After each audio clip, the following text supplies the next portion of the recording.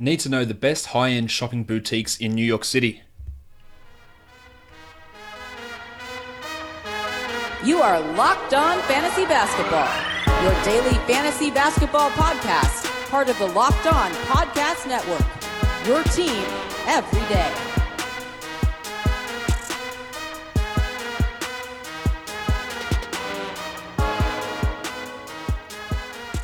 Hello and welcome to the Locked On Fantasy Basketball podcast brought to you by Basketball Monster. My name is Josh Lloyd and I am the lead fantasy analyst at basketballmonster.com, and you can find me on Twitter as always at redrock_bball. Today's show is also brought to you by hotels.com, UnTuckit and Grip 6 Belt. So check out those guys for sponsoring this show and helping make everything possible across the Locked On Podcast Network.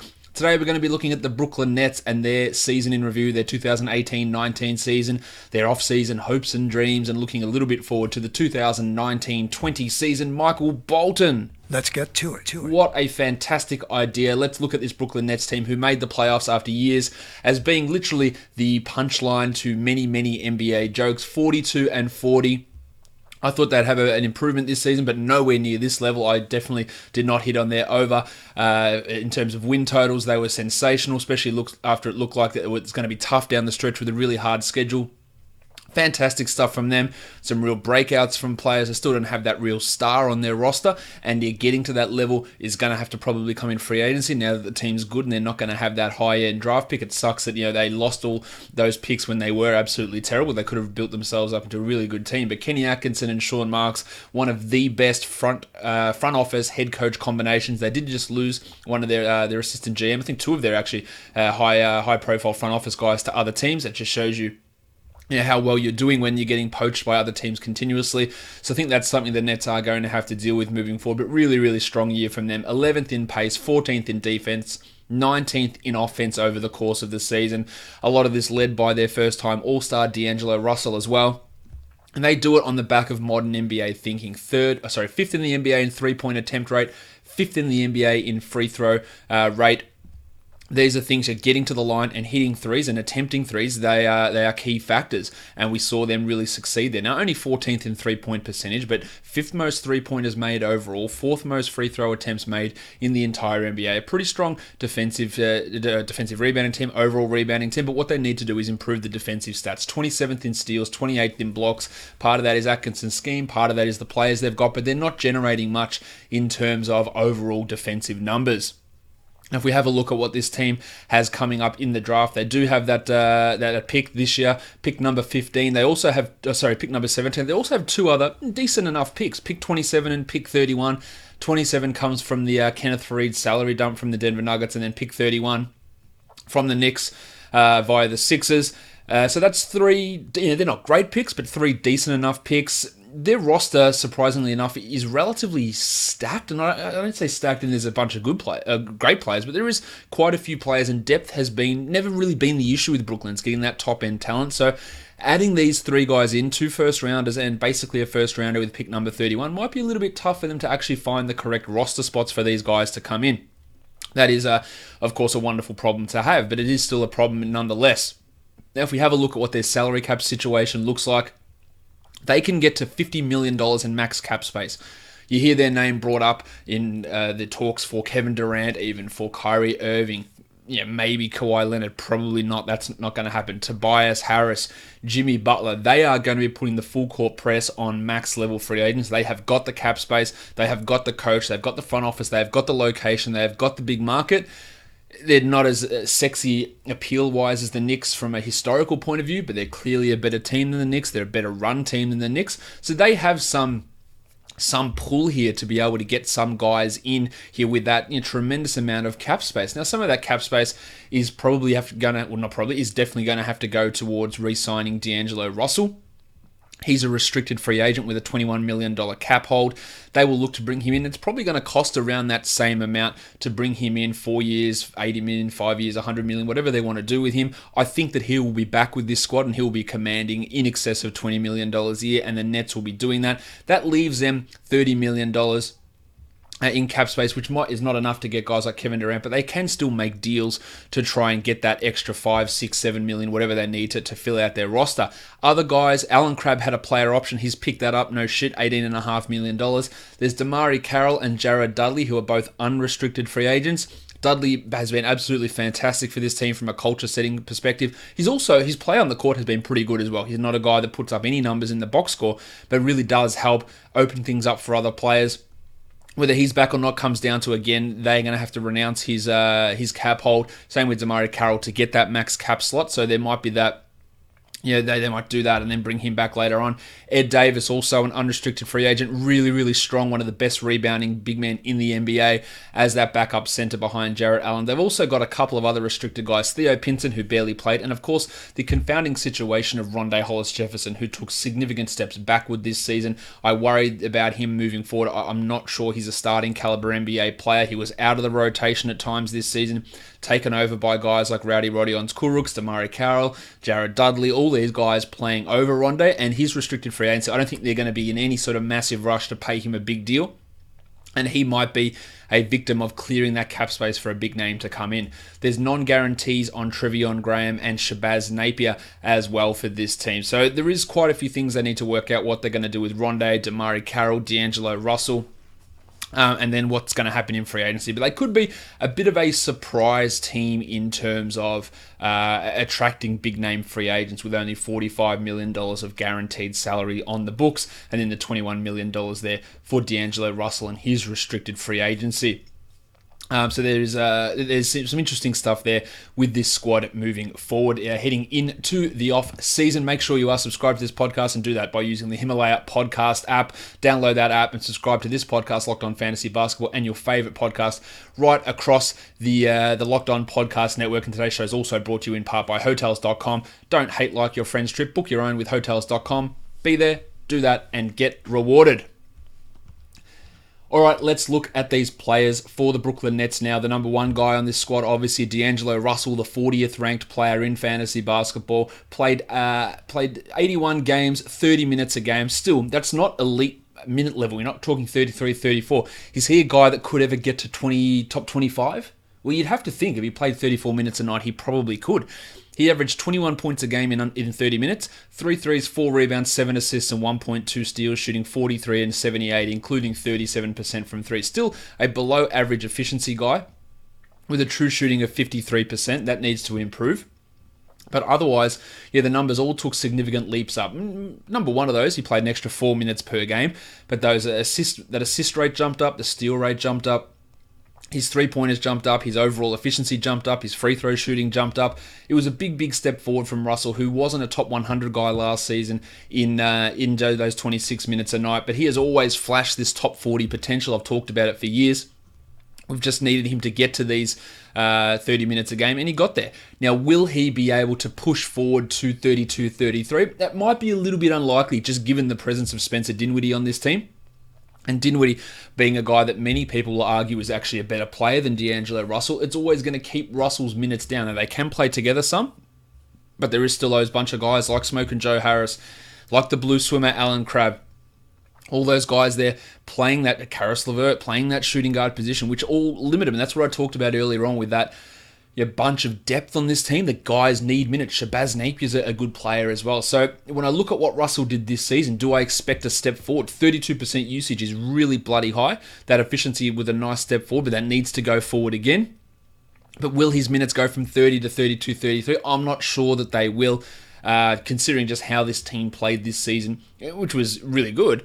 But will it be enough to see those minutes jump up? In terms of wins added, he led the team there, 0.91 PIPM, which was, I believe, third on this team behind Ed Davis and Shabazz Napier in his limited minutes. So, strong numbers there. Outplayed Spencer Dinwiddie in that metric, which a lot of advanced metrics have had Dinwiddie placed higher over the years, but Russell did take that step forward. But still, he was a negative 0.9 on-off this season. Still better than Dinwiddie's negative 2.4, but interesting that he was a negative and negative on the court. A lot of the positive performances on this team came from 3 unrestricted free agents. In fact, Damari Carroll, Ed Davis, and Jared Dudley, all positive on-off guys on this team, while their starters, Allen and Harris and Russell and even Dinwiddie and Crabbe, these guys all negative on-off guys. So that's an interesting way that transpired, and we'll see if these guys come back, how much of an impact it actually has on this Brooklyn Nets team.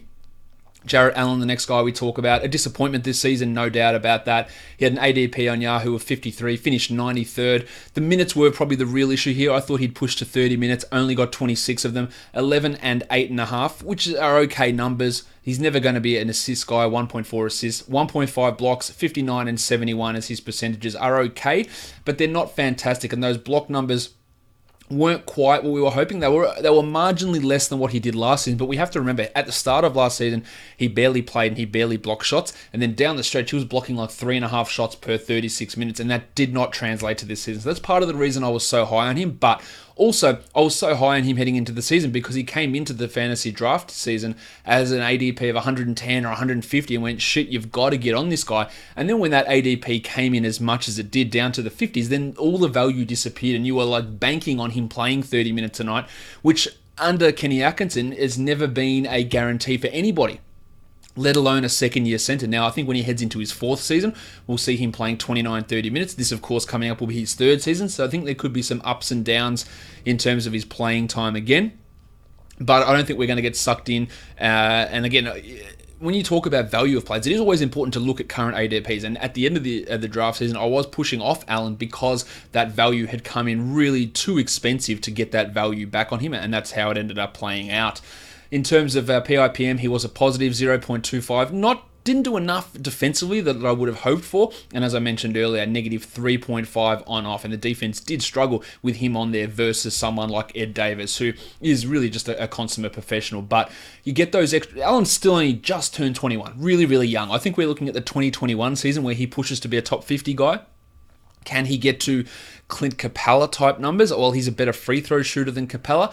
I'm not sure he's really ever going to get quite to that level and play that much, but can he get to 29 minutes and get 14 and 9 with 1.9 blocks on 59 and 79? I think that is a potential upside for Allen, and that's a pretty clear top 40 or top 50 at least guy, but I'm not sure it happens this season. It's all going to depend on what they do with that backup center position, whether Ed Davis returns, because if he's not there and there's not a reliable guy there behind Allen, then maybe we see an extra 2 minutes come up and then his value does start to rise once again. Don't forget, today's show is brought to you by Grip 6 Belts and by UnTuckit as well. Go check those guys out. grip6.com/lock. That's grip6.com/LOCKE. And UnTuckit, use the promo code NBA at untuckit.com to get 20% off. All right, the next Nets guy we look at is Smokin' Joe Harris. They had no other top 100 guys apart from Russell and Allen. Harris was the 120th ranked player. He played 30 minutes a game as the starting 2 or 3, however you wanted to describe that. 13.7 points, 2.4 triples, the NBA's 3-point shooting champion. 3.8 boards, 2.4 assists, half a steal, 0.2 blocks. His value really comes from hitting threes, and he's doing it efficiently. 50 and 83 is his percentages, including a massive 47% from three. So if you're in a 3-point percentage league, his value is clear top 70, top 60 probably. Really, really big value. But overall, in a standard league, he is a stream sort of a player. A top 120 guy whose best category is threes at 2.4. That makes him just a stream sort of a guy. And at the age of 27, be 28 when the season begins, how much better do we think Harris is going to be? Will he lose minutes with a fully healthy Karis LeVert around? Will we get extra 1 or 2 minutes out of D'Angelo Russell as he gets more disciplined in the NBA? I get the feeling that this might be perhaps the tops for Joe Harris, the pinnacle of what he does in the NBA, at least from a fantasy contribution standpoint. The advanced stuff didn't really love him, negative 1.07.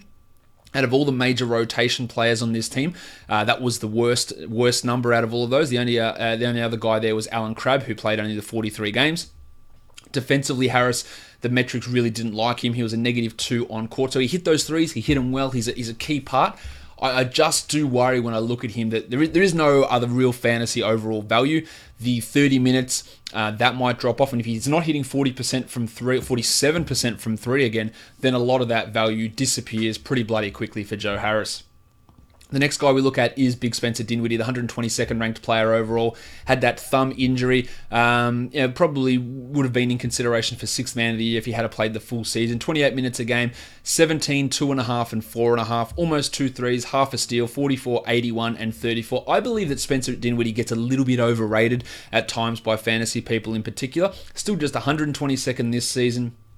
The year before, when he had this big breakout, 102nd ranked player in 29 minutes, we saw the minutes drop back off. But what did happen this season is his efficiency took a huge leap. 53% true shooting went all the way to 58. He was a 39% field goal guy last year and took it all the way to 44% this season. That is a pretty big leap from Dinwiddie, and it didn't come on the back of unsustainable long 2-point shooting or unsustainable 3-point shooting. He hit 34% there. What he did was he got to the rim and finished at the rim really efficiently, 64%, which for a combo guard is in the 91st percentile. So really efficient at finishing at the rim. We did also see his assist rate drop pretty spectacularly, down from 8.2 per 36 down to 5.6, and his steal rate completely fell off a cliff from 1.1 down to 0.7. Now I have a little bit of faith that steal rate jumps back up, but the assist rate, his numbers in his career are all over the place. 8.2 his first season, 5 his next season, 5 his next season, 8.2 his season after that, and then 5.6. So is he a 5 assists per 36 or is he an 8 assists per 36? I think with LeVert and Russell there, we should be looking more that 5 to 6 range for Dinwiddie, and that sort of takes him out of must roster standard league territory. As I said, the advanced numbers didn't love him as much this season. They thought he struggled defensively. Negative 0.81 PIPM and a negative 2.4 on-off. Still was obviously a key factor in this team, and he's going to play his 27 to 29 minutes a game, but really limited upside with Russell around, and that makes him, to me, not really a 10-team league guy, and probably more of a back-end 12-team league guy whose upside is a little bit capped just by the presence of those other players on his team.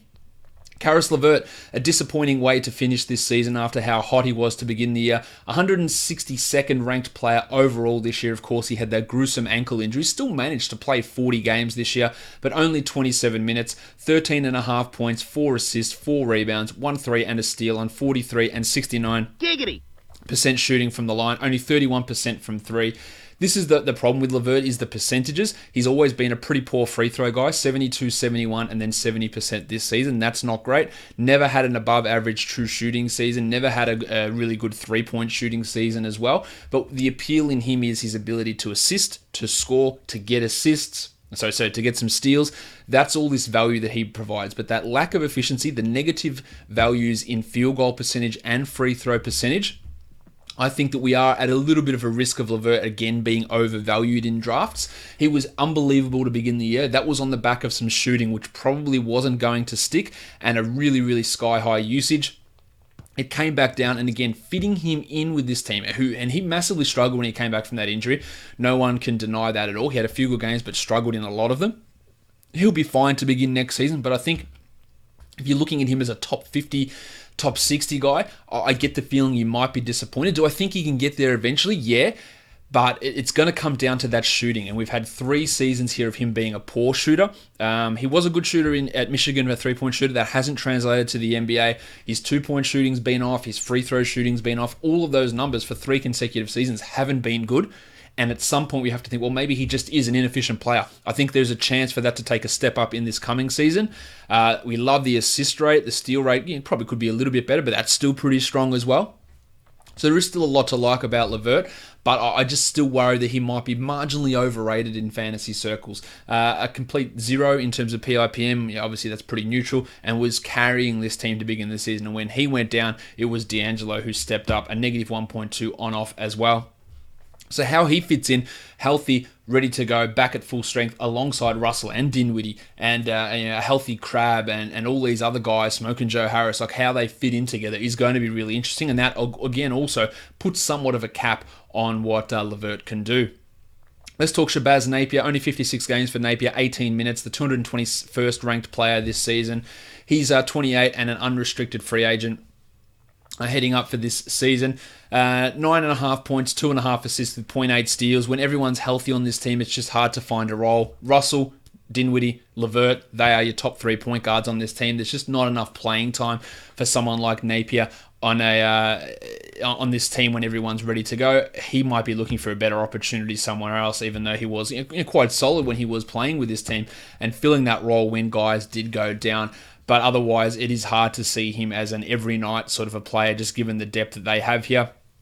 The advanced stuff, absolutely loved him, plus 1.14 PIPM, one of the highest on the teams in terms of wins added, one of the highest in the team in on-off, plus 2.1. I'm a little bit cautious or skeptical with that because it's defensively, it's saying how good he was, and I'm not sure he's actually that good of a defender.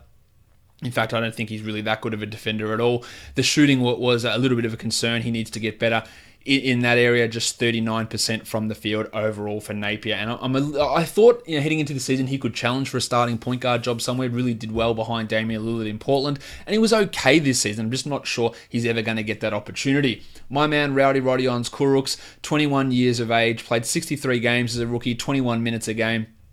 9-4 with 0.7 steals, half a block and 0.9 threes, 45 and 78, 32% from 3. 55 true shooting for a wing as a rookie, as a second round pick, is a pretty solid enough number there. I think that Rowdy, I've talked about this plenty of times, he can be a top 100 player.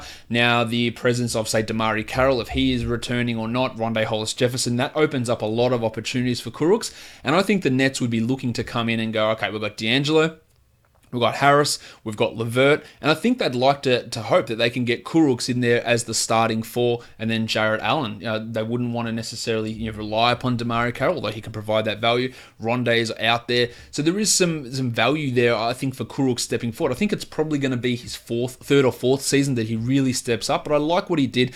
His ability to generate defensive numbers, hit threes, rebound at a high rate, and be an efficient scorer all really translate well to fantasy. He was a positive on the defensive end. As a rookie, his PIPM was a solid number. He was a plus on court.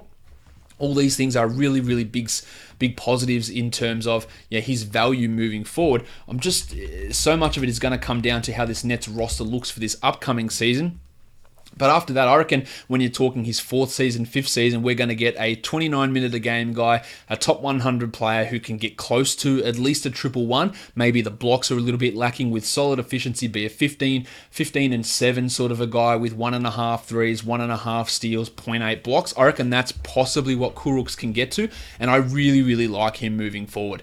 Eddie Davis just does what he does. 18 minutes a night at the age of 30, 8.6 rebounds. You need rebounds, you add Davis. You need anything else, forget about it. Actually, that's not true because he provides field goal percentage at a nice bump. 62% on his 4 attempts this season, but just offers nothing else in those other areas. But he's massively strong. Great rebounder. Best defensive PIPM on the team. Highest PIPM overall on the team. Just a really, really key part of what they did. A key part of limiting Jarrett Allen as well. So if he comes back, that puts a little bit of the handbrake on Jarrett Allen's value as we move forward. But really strong for him, and just a guy that you look at in those deeper leagues. 234th ranked this season, but a guy you stream in to get those rebounds because you know that he's going to get those rebounds. DeMarre Carroll played 25 minutes a night. He was 242nd in fantasy. That's not great, obviously. 11-5, just shot horribly. 39.5% from the field, 34 from 3, 76 from the line. His ability to generate steals has really disappeared. 0.4 steals, 1.3 assists. At the age of 33 when the season begins, it's hard to see where Carroll is getting all this pop back. Is the efficiency coming back where it's been gone for about 3 or 4 years? I think he's going to provide value to whatever team he does. Think of him like a Trevor Ariza type. You need the 3 and D wing, and maybe he plays 30 minutes a night on a contender who needs this. Philadelphia. Maybe he comes in and beats that James Ennis and plays 22-23. Does he go to Houston? Does he come back to Brooklyn? There is some value. There is some role there for DeMarre Carroll, but as a fantasy contributor, I don't think he's going to be A, shooting well enough, B, having enough of the ball, or doing enough defensively to really do much to get anywhere close to cracking back into that top 200. But he was a positive offensive and defensive PIPM. That's strong for a guy of his age. Plus 0.34 overall, contributed a lot in the wins column. Was a plus 2.4 on-off, so really a key contributor. But like Jared Dudley, not as extreme as Dudley, most of his value doesn't necessarily show up in the box score. The blue swimmer, Alan Crabb, I've been pretty critical of him over his career as a player. He had knee issues all year, only 43 games, 26 minutes, 9.6 points with 2.3 triples. And those 2.3 threes are really nice. The problem is he does absolutely nothing else. Shout out to Tony Snell. 3.4 boards, 1 assist, half a steal, 0.3 blocks on 37, 73 and 38% from 3. This is a guy who banks his value on being a marksman from three-point land, and he's hit 38% each of the last 2 seasons. In fact, his last 4, he's gone 39, 44, 38, 38. That's pretty strong shooting, no doubt about that.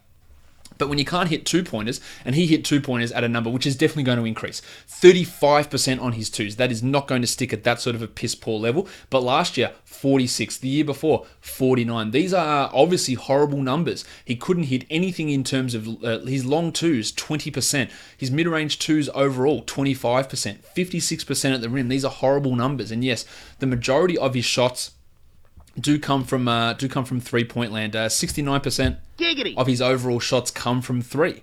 But you got to be able to hit at least something from 2-point land to get that field goal percentage to a decent level. Because you hit 38% of your 3s, that's nice. But then that field goal percentage gets absolutely torched. And that's the problem with Crabbe, unable to contribute in any other category apart from a streamer for 3s.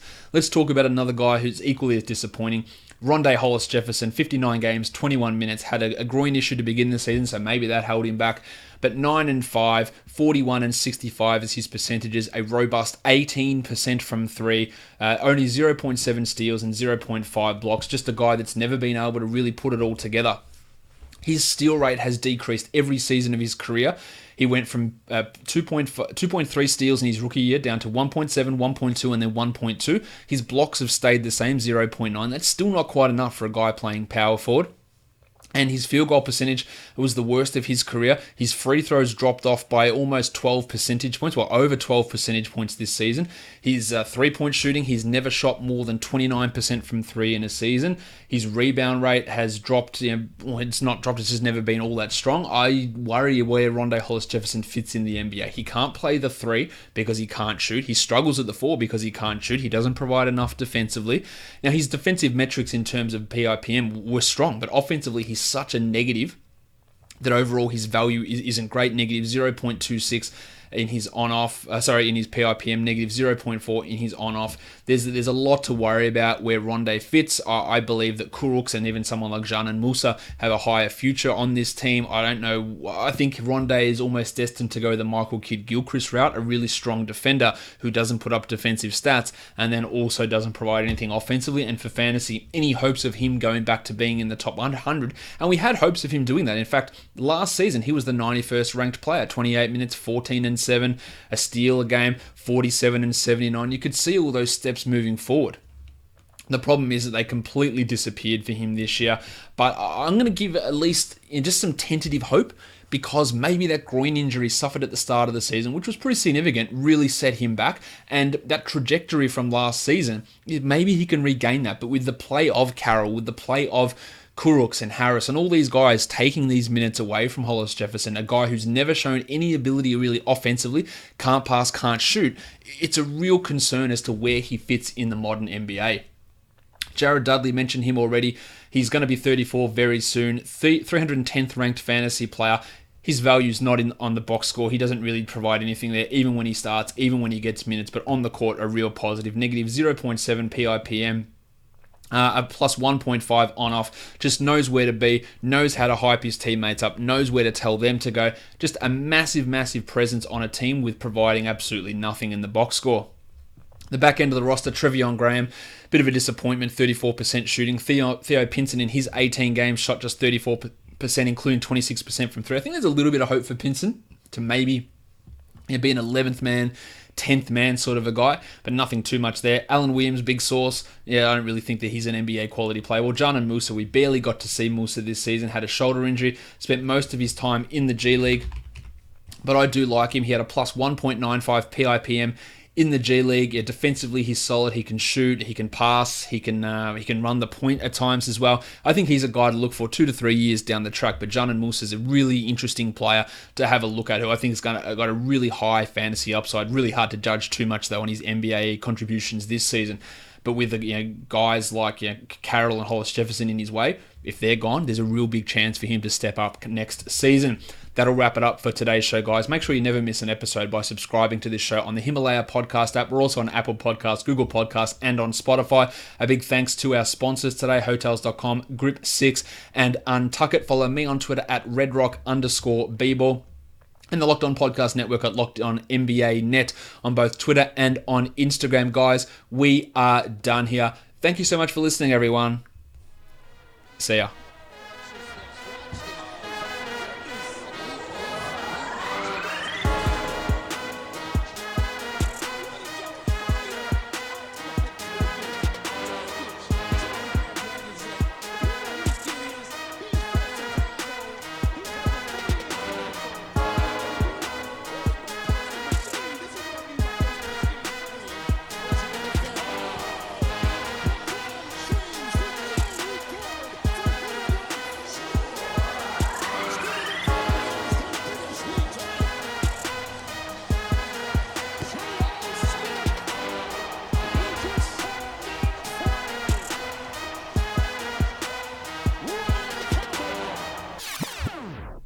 Jared Dudley.